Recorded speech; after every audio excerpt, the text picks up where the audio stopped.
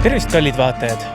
Mina olen Joonas ja me oleme tulnud täna Moongoldiga siia Lõuna-Hispaaniasse Almeria lähedale ning oleme siin ühes kõrbes, kus on ka Fort Bravo kauboi linnak ning hetkel on see siis selline turismiatraktsioon suures osas, kus on kohal nii-öelda LARP-evendil osalejad, kes on ennast kõik riietanud siis kauboi riietusse ning iga natukese aja tagant käib siis mõne stseeni läbimängimine, keegi tulistab midagi, keegi, ma ei tea, sõidab hobusega mööda.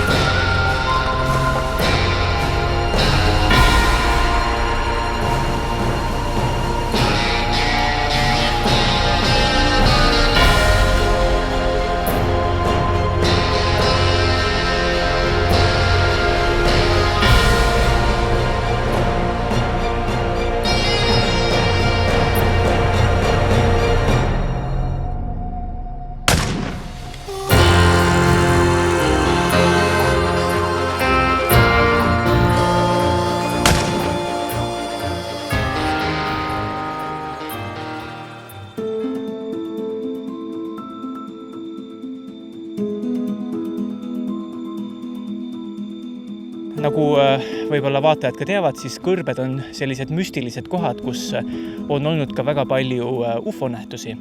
Ning seetõttu räägime siis ka mõnest Hispaania kuulsamast UFO-nähtusest, mis juhuslikult on ka kõik siin Lõuna-Hispaanias aset leidnud. Üks kurikuulsamaid Hispaania UFO-vaatlusi leidis aset aastal 1967, kui siis 1. juunil San Jose de Valderase kandis oli suur hulk inimesi tunnistajaks ühele UFO-vaatlusele. Lendas siis üle inimeste peade madalalt selline taldrikukujuline objekt, mis oli umbes 15 meetrit lai ja ta lendas kohati nii madalalt, et tundus, et ta lausa riivas puude latvu. Ja mis oli põnev oli see, et inimesed siis hiljem mainisid, et selle UFO-objekti all oli nähtav selline hash-täht, millest oli tõmmatud pikk kriips läbi.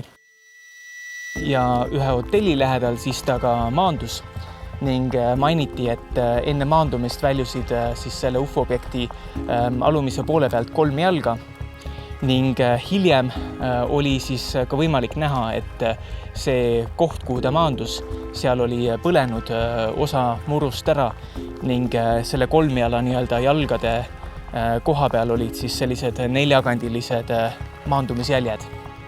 Peale seda nähtust avaldati ka pildid, fotod sellest nähtusest, sellest lendavast taldrikust ning nende analüüs näitas, et tõepoolest need fotod olid tehtud siis õiges kohas sellel maastikul, kus seda objekti nähti, kuid arvatakse, et need objektid seal fotodel, need lendavad taldrikud on pigem mudelid, mis ripuvad nööride otsas, ehk siis on võltsingud.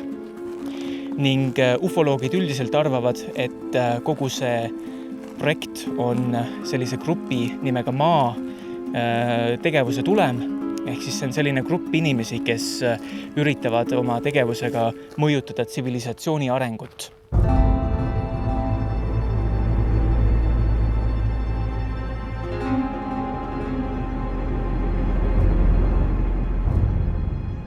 Järgmine kuulus Hispaania UFO-juhtum leidis aset 1976. aasta 12. novembril Talavera La Reali lennuväebaasis, kui 3 sõdurit olid öises patrollis ning nad märkasid eemal kütusehoidla taga kahtlast valgusobjekti.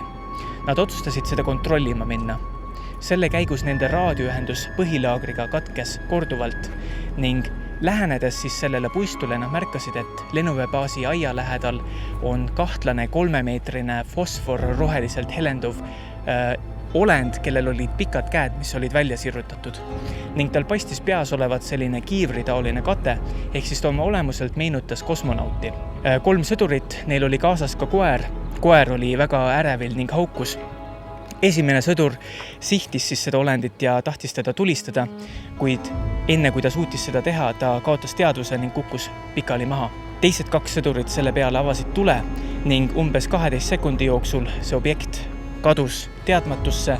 Järgneval hommikul olid kohal sõjaväepolitseinikud ning toimus siis sündmuskoha uurimine ning mis oli huvitav, oli see, et olendist mingeid jälgi näha polnud. Maas olid padrunikestad, mis tõendasid seda, et oli toimunud tulevahetus ning eemalt põõsastikust avastati siis koera põlenud korjus.